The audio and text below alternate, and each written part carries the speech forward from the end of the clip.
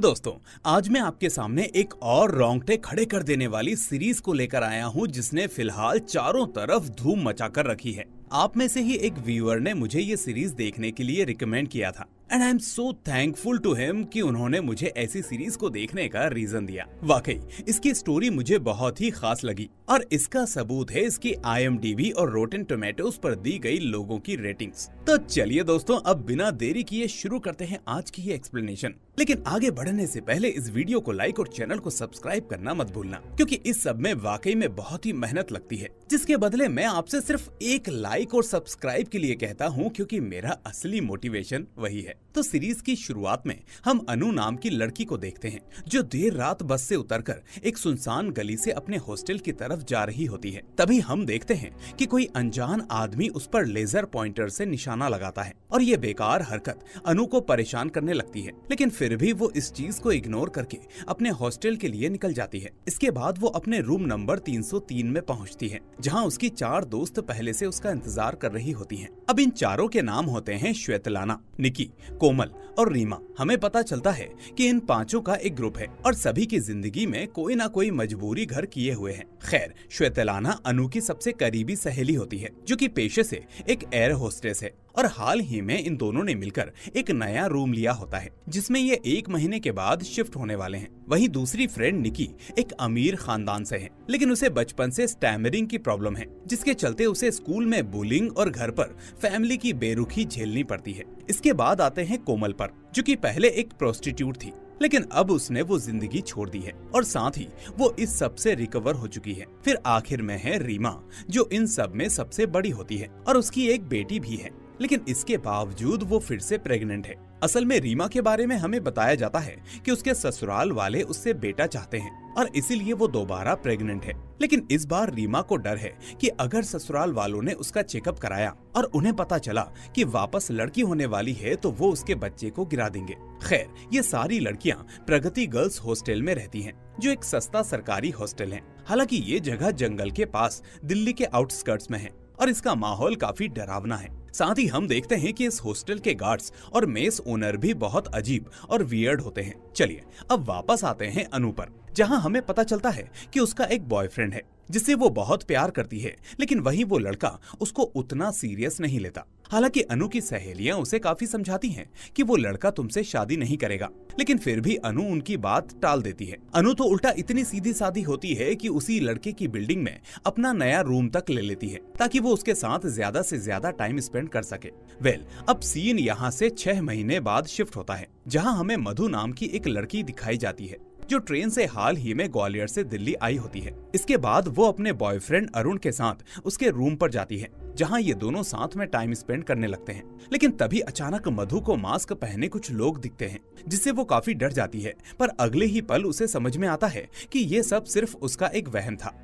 अब हमें पता चलता है कि मधु और अरुण ग्वालियर के ही एक कॉलेज में पढ़े थे और तब से ये दोनों एक दूसरे को जानते हैं और एक दूसरे के साथ हैं। फिर अगले दिन हम देखते हैं कि मधु अपनी जॉब के लिए बेला नाम की एक लड़की से मिलती है, जिसे वो बेला दी कहकर बुलाती है। अब बेला उसे अपने रेफरेंस से कस्टमर केयर सेंटर में जॉब लगवा देती है और साथ ही वो उसे रुकने के लिए एक सरकारी गर्ल्स हॉस्टल का पता भी दे देती है, जहाँ पर एक रूम खाली था। वो कहती है कि तुम्हारी जॉब के हिसाब से अभी वो जगह ठीक है, बाद में जब तुम अपनी जॉब को शिफ्ट करोगी तो उस हॉस्टल से भी शिफ्ट हो जाना। लेकिन तभी अचानक मधु की नजर बेला के मंगेतर नकुल पर पड़ती है, जो बेला से मिलने वहां आया था। और फिर हम नोटिस करते हैं कि नकुल को देखकर मधु थोड़ा डिस्टर्ब हो जाती है, लेकिन क्यों, ये हमें आगे पता चलेगा। अब मधु बेला के दिए हुए एड्रेस पर अपने बॉयफ्रेंड अरुण के साथ पहुंचती है, जहां हम देखते हैं कि ये वही प्रगति गर्ल्स हॉस्टल था, जहां पर मूवी की स्टार्टिंग में हमको अनु को दिखाया गया था। यहाँ पहुँचते ही मधु और अरुण आपस में बात करने लगते हैं कि ये हॉस्टल मेन रोड से काफी दूर है और ऊपर से इस तरफ कोई बस या ऑटो भी नहीं आता। अब आगे वहाँ की वार्डन ग्रेसी मधु को उसका रूम दिखाती है और यहाँ हमें पता चलता है कि ये वही रूम है जहाँ अनु रहा करती थी, यानी रूम नंबर 333। और यहाँ हमें बताया जाता है कि जब अनु 6 महीने पहले इस हॉस्टल को छोड़कर जा रही थी, तब एक रोड एक्सीडेंट में उसकी मौत हो गई थी। अब मधु को ये रूम काफी ठीक लगने लगता है, लेकिन ग्रेसी उसे बताती है कि सरकारी हॉस्टल में रहने के लिए मुझे तुम्हारा जॉब लेटर, मेडिकल सर्टिफिकेट और कुछ डॉक्यूमेंट्स चाहिए। अब अरुण एक हॉस्पिटल में काम करता था, इसलिए वो अपनी जान पहचान की एक सीनियर साइकियाट्रिस्ट डॉक्टर सोहिनी से मधु के मेडिकल पेपर्स बनवा लेता है ताकि उसके रूम का काम आसानी से हो जाए। लेकिन तभी उनकी बातों से हमें पता चलता है कि डॉक्टर सोहिनी ने हाल ही में अपना क्लिनिक अपने घर पर शिफ्ट किया था, जिस वजह से उसे अपने यहाँ पर एक असिस्टेंट चाहिए था। तो इस तरह अब वो मधु को ही पार्ट टाइम असिस्टेंट रख लेती है, क्योंकि उसे असिस्टेंट की जरूरत थी, जबकि मधु को इस वक्त अपने लिए पैसों की जरूरत थी। हालांकि हम देखते हैं कि मधु अभी उस हॉस्टल रूम में शिफ्ट नहीं हुई थी, लेकिन जल्द ही होने वाली थी। अब सीन यहाँ से वापस हॉस्टल की 3 लड़कियों पर शिफ्ट होता है, जो रूम नंबर 333 में विजी बोर्ड यूज करके स्पिरिट्स से बात करने की प्लानिंग करती हैं। अब वहाँ मौजूद श्वेतलाना को ये देखकर गुस्सा आ जाता है, जिसके बाद वो उन्हें रूम से बाहर निकलने को कहती है, लेकिन वो लड़कियां उसकी बात नहीं मानती और उल्टा वो रूम अंदर से बंद कर लेती हैं। अब इस बात से श्वेतलाना को और भी गुस्सा आता है और फिर वो भी बाहर से ताला लगा देती है। लेकिन तभी अचानक उन लड़कियों की डरावनी चीखें पूरे हॉस्टल में गूंजने लगती हैं, जिसके बाद ग्रेसी, जो कि ग्राउंड फ्लोर पर होती है, वो उनके शोर को सुनकर नीचे से चिल्लाते हुए उन्हें चुप रहने को कहती है। अब यहाँ पर हम ग्रेसी को उसकी दोस्त कांस्टेबल ईलू मिश्रा के साथ ड्रिंक करते हुए देखते हैं। यहाँ उनकी बातों से हमें पता चलता है कि ईलू का बेटा जीवा पिछले 6 महीने से गायब है। हालांकि वो पहले भी कई बार घर नहीं आता था, लेकिन इतना लंबा गायब होना पहली बार हुआ था। अब ईलू इस चीज से बहुत परेशान होती है और फिर वो जीवा को ढूंढने के लिए बब्बन नाम के लड़के को पकड़ती है। लेकिन बब्बन का कहना था कि उसको भी जीवा के बारे में कुछ नहीं पता। असल में जीवा और बब्बन एक हकीम के लिए काम करते थे, जो दवाइयों के नाम पर अपने मरीजों को बिच्छू और छुपकली जैसी चीजें बेचता था और उन लोगों की बीमारी ठीक करने का दावा करता था। खैर, अब ईलू को बब्बन से हकीम के बारे में पता चलता है और वो उससे मिलने जाती है। फिर हकीम उससे कहता है कि फिक्र मत करो, जीवा जल्दी ही तुमसे मिलेगा। लेकिन दूसरी तरफ हमें पता चलता है कि ये हकीम कोई साधारण इंसान नहीं है, बल्कि ये एक सीरियल किलर रह चुका है, जो लड़कियों की आत्माएं चुराता है। साथ ही वो अपने मरीजों को ऐसी दवाइयाँ देता था जिससे पहले तो वो थोड़ा ठीक होते थे, लेकिन फिर जब उनकी हालत बिगड़ जाती थी तो हकीम उनसे कहता था कि तुम्हारा वक्त पूरा हो चुका है, अब कुछ नहीं हो सकता। तो जीवा और बब्बन उसके लिए बिच्छू का तेल बेचते थे। साथ ही वो उसके लिए विक्टिम्स की बॉडीज को डिस्पोज करने का काम भी करते थे। इस बीच हम देखते हैं कि उस हकीम की बॉडी धीरे धीरे सड़ रही थी और उसकी बॉडी पर कई निशान भी थे, और यही वजह थी कि वो लड़कियों की आत्माओं को चुराता था, क्योंकि इसी की मदद से वो जिंदा रह पाता था। बिल्कुल वैसा ही जैसा हमें अक्सर ड्रैकुला मूवीज में देखने को मिलता है, जहां वो लोगों का खून पीकर जिंदा और जवान बने रहते हैं। अब सीन वापस मधु पर आता है, जो आखिरकार प्रगति गर्ल्स हॉस्टल में शिफ्ट हो जाती है। लेकिन यहाँ हम श्वेतलाना, निकी, कोमल और रीमा को देखते हैं, जो अंदर से बहुत डरे होते हैं। साथ ही रीमा की प्रेगनेंसी 8वें महीने में होती है। वहीं हम श्वेतलाना के गले पर एक फंदे का निशान भी नोटिस करते हैं और इनकी बातों से हमें पता चलता है कि ये चारों अब हॉस्टल से बाहर ही नहीं निकली। यहाँ तक कि श्वेतलाना तो जॉब के लिए भी नहीं जाती। खैर, अब हम देखते हैं कि वो सभी मधु के उस 333 नंबर वाले रूम में शिफ्ट होने से खुश नहीं होते, क्योंकि इनका मानना था कि इस रूम में किसी की आत्मा है। और यही बात जब ये लोग मधु के सामने वार्डन से कहते हैं कि इस लड़की को किसी दूसरे रूम में शिफ्ट कर दें, तो ग्रेसी उन्हें डांट कर चुप करा देती है। अब ये मधु की उस रूम में पहली रात होती है और तभी कोई जोर जोर से उसका दरवाजा पीटने लगता है, जिसे देखकर मधु चौंक जाती है और उसे लगता है कि वही लड़कियां बाहर से दरवाजा पीटकर उसे परेशान करना चाहती हैं। जबकि बाहर हम उन चारों को देखते हैं, जो असल में खड़े खड़े मधु के रूम की तरफ देख रही होती हैं, और उन्हें देखकर पता चलता है कि नॉकिंग की आवाज रूम के अंदर से आ रही थी। लेकिन तभी मधु गुस्से में बाहर आती है और चिल्लाते हुए कहती है कि मैं कहीं नहीं जाऊंगी। अब इसके बाद हमें मधु के एक पास्ट का सीन दिखाया जाता है, जहां 1 साल पहले ग्वालियर में उसकी ग्रेजुएशन फेयरवेल पार्टी थी और वो और अरुण क्राउड से अलग थे। तभी वहां अचानक 3 मास्क पहने लड़के आए और उन्होंने अरुण को पीटा और मधु के साथ गलत काम किया। अब हालांकि मधु को उनमें से किसी का चेहरा नहीं पता था, लेकिन उसने एक का नाम जरूर सुना था, जो था नकुल। लेकिन फिर उस इंसिडेंट के बाद मधु कोई रिपोर्ट नहीं करती, क्योंकि एक तो उसे किसी की शक्ल नहीं पता थी, दूसरी उसकी फैमिली काफी सख्त स्वभाव की थी, जो ये पता चलते ही उसका घर से बाहर निकलना तक बंद कर देते। और यही वजह थी कि प्रेजेंट में अक्सर मधु को बार बार वो मास्क वाले लोग दिखते हैं। और साथ ही हम ये भी देखते हैं कि उस दिन के बाद से मधु और अरुण भी कभी ठीक से आपस में बात नहीं कर पाते और साथ में अच्छे से टाइम स्पेंड भी नहीं कर पाते। अब सीन यहाँ से वापस प्रेजेंट में आता है, जहाँ एक दिन मधु को डॉक्टर सोहिनी के नोटिस बोर्ड पर एक असॉल्ट विक्टिम के लिए काउंसलिंग का नोटिस दिखता है और फिर वो खुद के लिए उसके सेशन को ज्वाइन कर लेती है और धीरे धीरे अपने दर्द को शेयर करने लगती है। फिर इसी बीच सोहिनी की बेटी कियारा और उनकी बिल्ली राक्षस से मधु का अच्छा बॉन्ड बन जाता है। अब कियारा ये नोटिस करती है कि मधु थोड़ा डरी डरी सी रहती है और वो उसे एक पेपर स्प्रे गिफ्ट करती है ताकि वो सेफ फील करे। हालांकि बाद में हम देखते हैं कि मधु को ये शक होता है कि बेला का फियांसे नकुल वही है जिसने उसके साथ गलत काम किया था। इसलिए अब वो अपने शक को कंफर्म करने के लिए सीधा नकुल के ऑफिस जाती है और वहाँ वो बहाने से उसका ग्वालियर वाला एड्रेस मांगने लगती है। लेकिन तभी नकुल उसे वहाँ देख लेता है, जिसके बाद मधु उसके घर जाती है।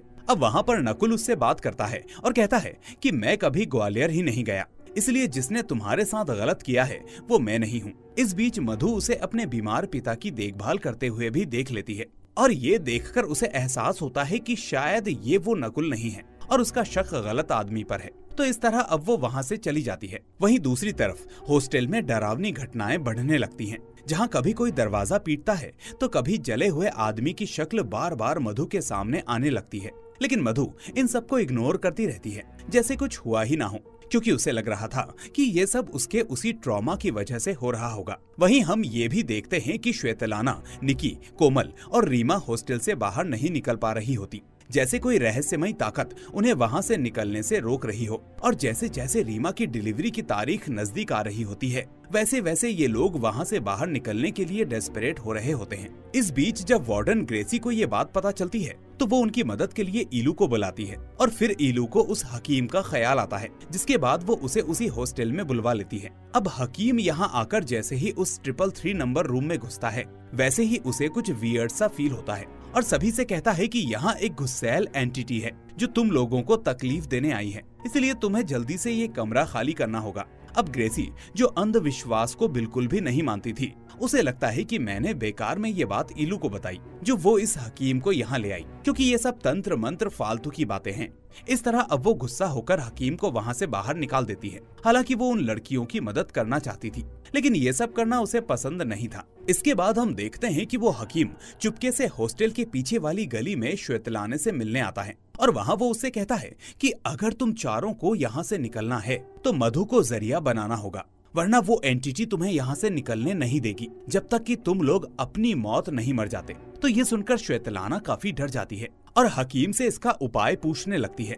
फिर वो हकीम वापस दोहराता है कि मैं उपाय बता चुका हूँ, तुम्हें मधु को जरिया बनाना होगा। तो इस तरह अब वो उसकी बात मान जाती है, जिसके बाद हकीम उसको एक डोज देता है और कहता है कि इसे मधु को देती रहना जब तक कि वो पूरी तरह से अनस्टेबल ना हो जाए, और जब वो बोले कि उसे दवा की जरूरत है तो उस वक्त उसे मेरे पास लाना, बाकी मैं संभाल लूंगा, जिसके बाद तुम लोग यहाँ से निकल पाओगे। अब श्वेतलाना इसके लिए मान जाती है, लेकिन हमें अच्छी तरह से पता होता है कि हकीम कोई भरोसेमंद इंसान नहीं है और इसमें भी उसकी कोई चाल होगी। वहीं दूसरी तरफ हम देखते हैं कि मधु अपनी दोनों जॉब्स करके वापस हॉस्टल लौटती है और बस में रोज उसे लोगों की हैरेसमेंट का सामना करना पड़ता है और इससे वो बहुत तंग आ चुकी होती है। इसके बाद जब मधु हॉस्टल पहुंचती है तो रीमा और कोमल उसके रूम में आकर उससे बातें करने लगते हैं। अब वो उससे कहती हैं कि हमने अनु के रूम में तुम्हें देखकर गुस्से में बहुत कुछ बोल दिया था, हमें माफ कर दो। तभी वहाँ श्वेतलाना और निकी भी आ जाती हैं, जिसके बाद वो दोनों मधु को चाय ऑफर करती हैं। और यहाँ हम नोटिस करते हैं कि उसी चाय में वो डोज मिला हुआ है जो हकीम ने श्वेतलाना को दिया हुआ था। अब मधु उस चाय को पीने लगती है और उसे कुछ भी अजीब सा एहसास नहीं होता।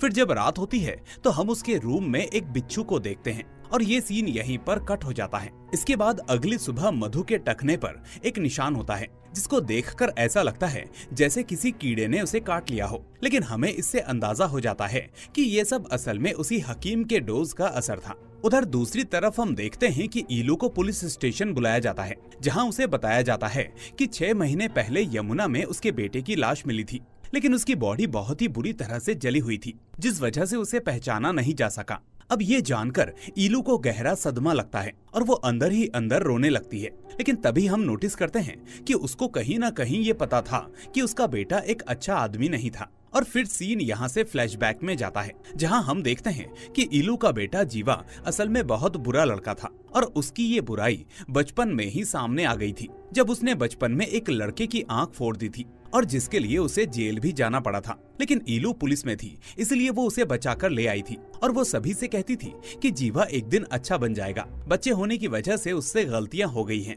लेकिन हम देखते हैं कि फिर भी जीवा नहीं सुधर रहा था और बड़े होने के साथ साथ वो अब अपनी माँ को भी गालियां देने लगा था और साथ ही वो इतना बिगड़ चुका था कि आती जाती लड़कियों को छेड़ता था। लेकिन ईलू को सिर्फ अपना बेटा दिखता था, उसकी गलतियां नहीं, इसलिए वो उसकी गलतियों पर पर्दा डालती रहती थी। अब सीन प्रेजेंट में आता है, जहां हम देखते हैं कि हॉस्टल के उस रूम में डरावनी घटनाएं बढ़ती जा रही थी और साथ ही मधु और अरुण के रिश्ते में भी तनाव बढ़ रहा था, क्योंकि उनका पास्ट ट्रॉमा उन्हें लगातार परेशान कर रहा था। अब हालांकि वो गलत काम अरुण और मधु दोनों के लिए ट्रॉमा जैसा था, लेकिन हम नोटिस करते हैं कि जितनी जल्दी अरुण उस सब से बाहर आ गया था, मधु के लिए उससे बाहर आना उतना ही मुश्किल हो रहा था। लेकिन जल्दी ही हमें पता चल जाता है कि अरुण आखिर उस हादसे को कैसे जल्दी भूल पाया था, क्योंकि प्रेजेंट में एक दिन जब अरुण मधु को ज्यादा परेशान होते हुए देखता है तो वो उसके सामने एक बहुत बड़ा राज खोलता है। फिर हम देखते हैं कि अब वो उसको कुछ याद दिलाते हुए बताता है कि मधु, तुम्हें याद है जिस रात हमारे साथ गलत हुआ था, उसी शाम तुमने मुझे अपनी पर्सनल फोटो भेजी थी, जिसके बाद हमने आपस में मिलने का डिसाइड किया था। तो मधु कहती है, हाँ, लेकिन तुम उस बारे में अब क्यों बता रहे हो? तो अरुण कहता है कि असल में मैंने वो फोटो अपने एक दोस्त को फॉरवर्ड किया था और फिर बाद में नशे के चक्कर में उस दोस्त ने वो फोटो कॉलेज के 3rd ईयर वाले ग्रुप में डाल दिया था, जिसमें हमारे मिलने का टाइम भी था। वो बताता है कि इसी वजह से उसी ग्रुप के 3 लड़कों ने आकर उस दिन हम पर अटैक किया और तुमको टारगेट किया, क्योंकि उन्हें पता था कि हम उस वक्त कहाँ मौजूद थे। अब ये सुनकर मधु शॉक्ड हो जाती है और फौरन वहाँ से उठकर चली जाती है। यानी अब भले ही अरुण डायरेक्टली उस हादसे में शामिल ना हो, लेकिन उसकी लापरवाही की वजह से ही उन लोगों के साथ ये सब हुआ था, जिसे वो दोनों और खास कर मधु आज तक झेल रही थी। अब सीन यहाँ से शिफ्ट होता है और हम एक दिन नकुल को देखते हैं, जो मधु को एक पार्टी में बुलाता है। अब यहाँ मधु ड्रिंक लेती है और फिर थोड़ा टाइम उसके साथ डांस करने के बाद वहाँ से जाने लगती है। लेकिन तभी सेम टाइम पर नकुल के 2 कजिन्स भी वहाँ उससे मिलने आते हैं और तभी उनमें से एक कजिन दूर से नकुल भैया आवाज लगाता है। तो ये सुनकर मधु को फिर से शक होने लगता है कि शायद नकुल और उसके कजिन्स ही वो तीनों लड़के थे, क्योंकि उसने उस रात नकुल नहीं, नकुल भैया ही सुना था। इसीलिए अब इसी शक की वजह से मधु का दिमाग फिर से घूम फिरकर उसी ट्रॉमा पर आ जाता है, जिससे निकलने की वो बहुत कोशिश कर रही थी। इसी बीच नकुल उसे कई बार फोन भी करता है, लेकिन अब वो उसका फोन उठाना भी बंद कर देती है। फिर एक दिन हम देखते हैं कि जब मधु डॉक्टर सोहिनी से काउंसलिंग ले रही होती है, तभी वो उन्हें अपने हॉस्टल की घटनाओं के बारे में बताती है और कहती है कि ये सिर्फ किसी एक के साथ नहीं हो रहा, बल्कि इसकी विक्टिम्स बहुत सारी लड़कियां भी हैं। तो सोहिनी उसे समझाती है कि ऐसी कोई बात नहीं है, ये सब सिर्फ तुम लोगों का वहम होगा, क्योंकि जब भी हम कोई मेंटल ट्रॉमा से गुजरते हैं तो हमारा दिमाग ऐसा ही कुछ हमें दिखाने लगता है, ताकि हम उस डर से कभी बाहर ही ना निकल पाएं।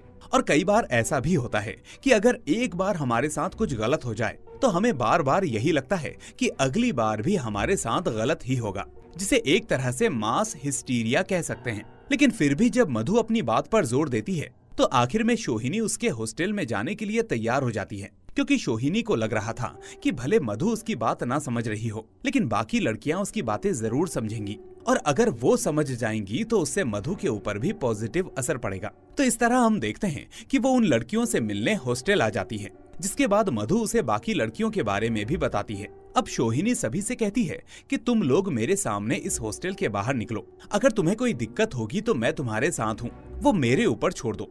इस तरह हम देखते हैं कि आज निक्की की फैमिली भी उसे लेने आई होती है, लेकिन जब वो वहाँ से निकलते हैं तो कुछ दूर जाने पर ही निक्की की नाक से तेज खून बहने लगता है, जिसके बाद उन्हें वापस लौटना पड़ता है। अब ये देखकर सोहिनी को लगता है कि ये महज एक इत्तेफाक होगा, इसलिए अब वो कोमल को बाहर जाने के लिए कहती है। फिर जब कोमल वहाँ से बाहर निकलने की कोशिश करती है तो हम देखते हैं कि अचानक उसके एक पुराने कट से तेज खून बहने लगता है, जिसके बाद उसे भी वापस आना पड़ता है और सोहिनी को इस बार ये देखकर थोड़ी हैरानी होती है। इसके बाद जब श्वेतलाना को बाहर जाने के लिए बोला जाता है तो उसे ऐसा फील होता है जैसे कोई उसके गले को तार से चोक कर रहा हो, और इतना ही नहीं, उसके गले पर इसका निशान भी बन जाता है और इसे देखकर सोहिनी के होश उड़ जाते हैं कि आखिर ये सब कैसे हो सकता है। इस तरह हमें ये भी पता चल जाता है कि शुरुआत में जब हमने श्वेतलाना के गले में जो निशान देखा था वो इसी की वजह से था, यानी उस दिन उसने हॉस्टल से बाहर निकलने की कोशिश की होगी। अब इन सब के बाद आखिर में बारी होती है रीमा की, और इस बार सोहिनी सोचती है कि उसे बाहर जाने के लिए बोले या ना बोले, लेकिन इतने में रीमा खुद बाहर की तरफ जाने लगती है। लेकिन जैसे ही वो उस गेट को पार करती है तो उसके पेट में इतना तेज दर्द होता है जैसे कि उसका बच्चा उसके पेट को फाड़कर बाहर निकलने की कोशिश कर रहा हो। अब ये देखकर डॉक्टर सोहिनी के रोंगटे खड़े हो जाते हैं और वो समझ जाती है कि ये कोई मास हिस्टीरिया नहीं बल्कि कोई सुपरनैचुरल एंटिटी है। इसके बाद हम देखते हैं कि हॉस्टल का माहौल बर्दाश्त न कर पाने की वजह से मधु भी अब डॉक्टर सोहिनी के घर पर शिफ्ट हो जाती है। इसके बाद कुछ दिन ऐसे ही निकल जाते हैं और फिर एक दिन नकुल अचानक मधु को हॉस्टल के लिए जाते वक्त रास्ते में देख लेता है। अब उसे देखकर वो उसकी तरफ जाता है और उसे लिफ्ट ऑफर करता है। हालांकि पहले तो मधु इसके लिए मना कर देती है, लेकिन फिर ये सोचकर मान जाती है कि कहीं उसका शक पिछली बार की तरह गलत ना साबित हो जाए। फिर जब वो कार में बैठ जाती है तो बातों बातों में मधु उससे कहती है कि मुझे अब डर नहीं लगता क्योंकि जो हुआ वो गलत था, इसलिए अब मैं फाइट बैक करने के लिए तैयार हूँ और उन लोगों को नहीं छोड़ूंगी जिन्होंने मेरे साथ वो हरकत की। तभी हम देखते हैं कि ये सुनकर नकुल अचानक से भड़क जाता है और कहता है कि अच्छा तो तुम मुझे नहीं छोड़ोगी। हाँ मधु, उस रात तुम्हारे साथ जो कुछ हुआ उसमें मैं शामिल था। वो कहता है कि असल में जिस जगह तुमने पढ़ाई की वहीं से मैं पढ़ा हुआ हूँ और मैंने तुम्हें वहाँ पर ट्यूशन में देखा था।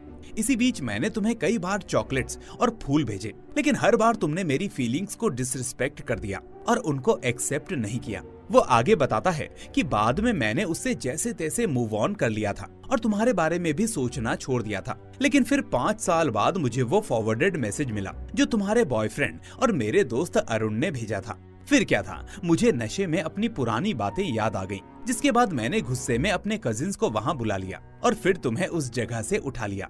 लेकिन अब मुझे लगता है कि तुमको उस दिन जिंदा छोड़कर मैंने गलती कर दी, क्योंकि तुम्हारा ये शक एक दिन कंफर्म हो ही जाता और तुम मुझे पुलिस के हवाले कर देती। इसलिए अच्छा होगा कि उससे पहले मैं तुम्हें ठिकाने लगा दूं। अब ये सुनकर मधु बुरी तरह से घबरा जाती है, जिसके बाद वो नकुल से फौरन गाड़ी रोकने को कहती है, लेकिन नकुल उसकी एक नहीं सुनता, बल्कि वो गाड़ी को और तेजी से चलाकर उस हॉस्टल के पीछे वाले जंगल में ले जाता है। पर तभी मधु को उस पेपर स्प्रे की याद आती है जो उसे सोहिनी की बेटी ने दिया था। इसलिए अब वो उस स्प्रे से नकुल के ऊपर छिड़काव करके वहाँ से भागने की कोशिश करती है, लेकिन तभी इतने में वहाँ पर नकुल के कजिन्स आ जाते हैं, जिससे हमें अंदाजा हो जाता है कि ये सब नकुल ने पहले से ही प्लान किया था। यानी उसने मधु को ऐसे ही रैंडमली पिक नहीं किया था, बल्कि ये उसकी सोची समझी साजिश थी। अब ये तीनों मिलकर मधु को मारने की कोशिश करते हैं, लेकिन फिर भी मधु मौका पाकर जंगल में छुप जाती है। पर फिर भी उनमें से एक लड़का उसे ढूंढ लेता है और पकड़कर घसीटने लगता है। लेकिन तभी कुछ ऐसा होता है जहां से ये सीरीज एक नई करवट ले लेती है, क्योंकि जो मधु अभी तक इन लोगों के सामने स्ट्रगल कर रही थी वो अब अचानक से पजेस्ड हो जाती है और कुछ ही देर में उन दोनों का काम तमाम कर देती है, जबकि नकुल बचकर भाग जाता है। इसके बाद मधु वापस हॉस्टल के रूम नंबर 333 में लौटती है और यहाँ भी वो पूरी तरह से पजेस्ड थी, जिस वजह से बाकी लड़कियां उसे देखकर शॉक्ड रह जाती हैं। फिर अगले दिन मधु नॉर्मल होकर अरुण से कहती है कि मैंने उन तीनों को खत्म कर दिया, लेकिन हमें पता है कि उसने सिर्फ 2 को मारा था और नकुल बच गया था। पर शायद पोजेस्ड होने की वजह से मधु को सब याद नहीं रहता। अब अरुण उससे कहता है कि मैंने तो आज सुबह ही नकुल से बात की थी, तुम्हें जरूर कोई गलतफहमी हुई है। इस तरह अरुण को ये सब सिर्फ उसका वहम लगता है। अब दूसरी तरफ निकी को मधु की हालत देखकर बहुत गिल्ट होता है, क्योंकि वो और बाकी लड़कियां हकीम के कहने पर मधु की चाय में डोज मिला रही थी। इसलिए अब निकी अपनी फैमिली से मदद मांगती है, जिसके बाद वो उसे एम्बुलेंस में हॉस्पिटल ले जाते हैं और हम देखते हैं कि डॉक्टर सोहिनी और ग्रेसी भी उसके साथ जाते हैं। तभी रास्ते में उनको पुलिस मिलती है, जो उन्हें बताती है कि आपके हॉस्टल के पीछे वाले जंगल में 2 लाशें मिली हैं, जिसे सुनकर सभी शॉक्ड हो जाते हैं। उधर हॉस्पिटल में निकी का MRI स्कैन शुरू होता है और हम नोटिस करते हैं कि निकी को अभी तक कुछ हुआ ही नहीं होता, लेकिन अब जैसे ही MRI रूम का डोर लॉक होता है वैसे ही MRI मशीन में कुछ गड़बड़ हो जाती है और उस खराबी से तेज मैग्नेटिक फील्ड निकी की जान ले लेता है, क्योंकि इंसान के खून में आयरन होता है जो तेज चुंबक के प्रभाव में आकर बॉडी में क्लॉटिंग की प्रॉब्लम कर देता है।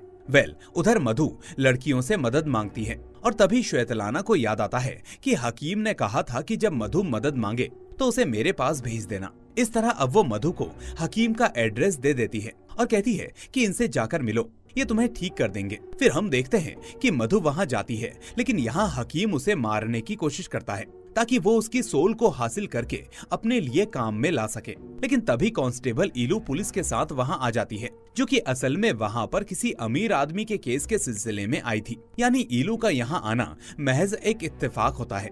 अब पुलिस को देखकर हकीम वहाँ से भाग जाता है, लेकिन जाते जाते वो इलू से कहता है कि भूलना मत, तेरा बेटा जल्द ही आएगा और तू जल्द ही मुझे फिर से ढूंढेगी अपने बेटे से मिलने के लिए। इसके बाद मधु को हॉस्पिटल में शिफ्ट किया जाता है, जहां टीवी पर मधु और अरुण को 2 लाशों की खबर मिलती है, जिसे देखकर अरुण फौरन समझ जाता है कि मधु ने जो कहा था वो सच था। तभी बेला और नकुल भी वहां आ जाते हैं और बेला इन दोनों से कहती है कि हम लोग तुम दोनों को ड्रॉप कर देंगे। फिर जब ये लोग कार में होते हैं तो मधु बेला को एक कहानी सुनाकर ये हिंट देने की कोशिश करती है कि नकुल ने ग्वालियर में बोर्डिंग स्कूल से पढ़ाई की थी। अब नकुल अपने राज खुलते हुए देखकर एकदम से घबरा जाता है और फौरन अपनी गाड़ी वहां से भगा लेता है, जिसे देखकर बेला को थोड़ा अजीब लगता है। अब सीन यहाँ से फ्लैशबैक में आता है, जहां हम समझ पाते हैं कि आखिर में ये सब क्या और क्यों हो रहा है। तो इस तरह हम 6 महीने पहले के सीन को देखते हैं, जब इलू का बेटा जीवा जिंदा था और वो पार्ट टाइम पर जगह जगह थोड़ा बहुत काम किया करता था। इस तरह वो एक दिन उसी गर्ल्स हॉस्टल के रूम नंबर 333 के पास पेंटिंग कर रहा होता है और तभी किसी चीज से उसका हाथ कट जाता है। अब ये चीज अनु देख लेती है और हेल्पिंग नेचर होने की वजह से वो फौरन उसकी मदद करने पहुंच जाती है और उसके हाथ की मरहम पट्टी करती है। लेकिन तभी वहां मौजूद रीमा के हाथ में जीवा की की चेन लग जाती है, जिसमें वही लेजर लाइट लगी होती है जिससे कोई अक्सर अनु को आते जाते में छेड़ा करता था। तो इससे सभी अंदाजा लगा लेते हैं कि यही वो लड़का है जिसने अनु को छेड़ा था। तो इस तरह अब ये लड़कियां जीवा को उल्टा सीधा बोलकर और डांट कर वहां से भगा देती हैं। इसके बाद हम देखते हैं कि फिर न्यू ईयर की रात को श्वेतलाना, निकी और कोमल अनु के फ्लैट पर पार्टी कर रही होती हैं। तभी वहां मौजूद एक आदमी कोमल को पहचान लेता है, जो कभी उसका क्लाइंट रह चुका था जब वो प्रोस्टिट्यूशन के दलदल में फंसी हुई थी। अब इसके बाद सभी लड़कियां फ्लैट पर पहुंचती हैं, जहां अनु और रीमा उनका वेट कर रही होती हैं। लेकिन तभी वो लड़के वहां नीचे आ जाते हैं और उनके साथ पार्टी करने की जिद करते हैं। असल में उन सभी को ये लग रहा था कि ये लड़कियां गलत काम करती हैं, तो क्यों ना नया साल इनके साथ बिताया जाए। और तभी हम देखते हैं कि अनु के फ्लैट के लैंडलॉर्ड का बेटा भी इन लड़कों में मौजूद होता है, जो खुद भी इनसे पार्टी करने की जिद कर रहा होता है। लेकिन लड़कियां लगातार मना करती रहती हैं, जिसके बाद सभी के बीच में जोरदार बहस छिड़ जाती है। अब इसी बहस की आवाज सुनकर लैंडलॉर्ड वहां जाता है, लेकिन जब तक उसे पूरी बात पता चलती तब तक उसका बेटा उससे कहता है कि देखो पापा, कोमल नाम की ये लड़की एक प्रोस्टिट्यूट है। सोचो कैसे कैसे लोग हमारे फ्लैट में पार्टी मनाने आते हैं। तो ये सुनकर अनु का लैंडलॉर्ड उससे नाराज हो जाता है और फौरन उस फ्लैट को खाली करने के लिए कह देता है। अब इसी बीच अनु का बॉयफ्रेंड भी वहाँ पर पहुँच जाता है, लेकिन सब कुछ देखते हुए भी वो चुप बना रहता है, यानी वो इस जगह पर अनु को डिफेंड तक नहीं करता। तो इसके बाद वो चारों लड़कियां हॉस्टल के लिए निकल जाती हैं। लेकिन तभी अनु उनसे कहती है कि तुम लोग चलो, मैं अभी अपने बॉयफ्रेंड से मिलकर आती हूँ। लेकिन हम देखते हैं कि जब अनु अपने बॉयफ्रेंड से मिलने जाती है तो उसे पता चलता है कि आज उसके बॉयफ्रेंड की सगाई किसी और लड़की से हो रही है। यानी अब उसे रियलाइज होता है कि उसके दोस्तों की बात सच थी, मतलब वो लड़का उसे सिर्फ इस्तेमाल कर रहा था और उसका शादी का कोई इरादा नहीं था। इसके बाद जब अपना टूटा दिल लिए अनु अकेले हॉस्टल लौट रही होती है, तभी अचानक पीछे वाली गली में जीवा उसे फिर से छेड़ने लगता है, जिसके बाद गुस्से में अनु उसे 4 बातें सुना देती है और फिर छत पर चली जाती है, क्योंकि वो अपने बॉयफ्रेंड की वजह से ऑलरेडी बहुत डिस्टर्ब होती है। वहीं हम देखते हैं कि छत पर उसकी सहेलियां भी मौजूद होती हैं, जो उसके आने का वेट कर रही होती हैं। लेकिन तभी अनु के पीछे पीछे जीवा भी छत पर पहुंच जाता है और फिर वो अनु को भला बुरा सुनाते हुए उसके ऊपर हमला कर देता है। साथ ही वो उसके साथ गलत काम करने की भी कोशिश करता है और उसके लिए बहुत ही गंदी लैंग्वेज का इस्तेमाल करता है। तभी ये देखकर रीमा को बहुत गुस्सा आता है, जिसके बाद वो बॉनफायर से एक जलती हुई लकड़ी निकालकर जीवा पर मारती है और जीवा की बॉडी पर ऑलरेडी पेंट का कुछ केमिकल लगा हुआ होता है, इसलिए वो आग तेजी से फैल जाती है और देखते ही देखते जीवा पूरी तरह से आग की चपेट में आ जाता है। ये देखकर सभी लड़कियां घबरा जाती हैं और फौरन उस आग को बुझाने की कोशिश करती हैं, लेकिन आग तब तक बेकाबू हो जाती है। अब ठीक उसी वक्त वार्डन, ग्रेसी और जीवा की माँ इलू हॉस्टल पहुंचती हैं, जो खुद न्यू ईयर की पार्टी से लौटकर आई थी। अब लड़कियां ये देखकर घबरा जाती हैं, जिसके बाद वो जीवा के शरीर को अनु के रूम में ले जाती हैं और फिर वार्डन से छुपाने के लिए वो उसे एक बड़े से ट्रंक में डाल देती हैं। अब ट्रंक बंद करने से पहले जीवा अपनी माँ इलू की आवाज सुनकर उसे बुलाने की कोशिश करता है, लेकिन तभी अनु डर के मारे जल्दी से ट्रंक को बंद कर देती है, जिस वजह से जीवा अंदर ही कैद हो जाता है। इस तरह अब ग्रेसी कुछ आवाज सुनकर इन लोगों के पास आती है तो उसे लगता है कि न्यू ईयर की वजह से लड़कियां अभी तक सोई नहीं हैं, इसलिए अब वो उनको सिंपली डांटकर जल्दी से सोने के लिए कहकर चली जाती है। फिर उसके जाने के बाद जब वो लड़कियां ट्रंक खोलती हैं तो जीवा तब तक मर चुका होता है। अब घबराहट में वो पांचों चुपचाप रात को ग्रेसी की कार निकालती हैं और जीवा की लाश को यमुना में फेंक आती हैं। अब वार्डन को इन चीजों का पता इसलिए नहीं चलता क्योंकि न्यू ईयर की वजह से वो पूरी तरह से नशे में सो रही होती है और उसे कोई होश नहीं होता। लेकिन इसके कुछ ही दिनों बाद हम देखते हैं कि अनु की तबीयत अचानक से बिगड़ने लगती है और जीवा की आत्मा उसे बार बार पजेस करने लगती है। अब इसी डर से अनु हॉस्टल छोड़ने की कोशिश भी करती है, लेकिन रास्ते में जीवा का भूत दिखने पर वो इधर उधर भागती है और आखिर में वो एक ट्रक से टकराकर मर जाती है। जिसके बाद हमें समझ में आता है कि जीवा की आत्मा ही वो चीज है जो इन लड़कियों को हॉस्टल में बांधे हुए है, उन्हें वहाँ से निकलने नहीं दे रही। अब सीन यहाँ से प्रेजेंट में आता है जहाँ निकी की मौत के बाद हॉस्टल खाली करने का नोटिस आ जाता है। लेकिन अब श्वेतलाना, कोमल और रीमा को समझ में नहीं आता कि अब वो क्या करें, क्योंकि वो चाहते हुए भी उस हॉस्टल से बाहर नहीं जा सकती थी और बाहर जाने का मतलब था उनकी मौत। तभी हम देखते हैं कि अचानक रीमा को भी लेबर पेन शुरू हो जाता है, जिसके बाद सभी उसे वापस हॉस्टल में लेकर चले जाते हैं। अब वहाँ एक लड़की जो कि मेडिकल प्रैक्टिशनर होती है वो रीमा की डिलीवरी कराने की कोशिश करती है। वहीं दूसरी तरफ मधु जो कि इस वक्त अरुण के साथ होती है वो फिर से पॉजेस हो जाती है और हॉस्टल लौट आती है। इसके बाद हम हकीम को भी उसी हॉस्टल में आता हुआ देखते हैं जहां ग्रेसी उसे देखकर गुस्सा हो जाती है और उस पर हमला कर देती है। इसी बीच दोनों में कुछ हाथापाई होती है जिसमें बेचारी ग्रेसी मारी जाती है। इसके बाद श्वेतलाना मधु को हकीम का वो आखिरी डोज देती है, जिसके बाद हम मधु की आत्मा को एक अलग रियल्म में स्ट्रगल करते हुए देखते हैं जहां जीवा की आत्मा उससे कहती है कि तू ये लड़ना बंद कर और चुपचाप मुझे अपनी बॉडी दे दे। लेकिन तभी ईलू वहां आ जाती है और हम समझ पाते हैं कि शायद वही हकीम को लेकर आई थी, क्योंकि हकीम ने उससे कहा था कि एक दिन तू अपने बेटे को ढूंढने के लिए मेरे पास आएगी। तो इस तरह ईलू हकीम के पास गई होगी, जिसके बाद हकीम हॉस्टल में आया होगा। खैर, अब यहाँ ईलू अपने बेटे जीवा से मधु को छोड़ने के लिए कहती है, लेकिन जीवा उसकी बात नहीं मानता। फिर जीवा मधु से कहता है कि जंगल में मैंने तुम्हारी उन लड़कों से मदद की थी और आगे भी कर सकता हूँ,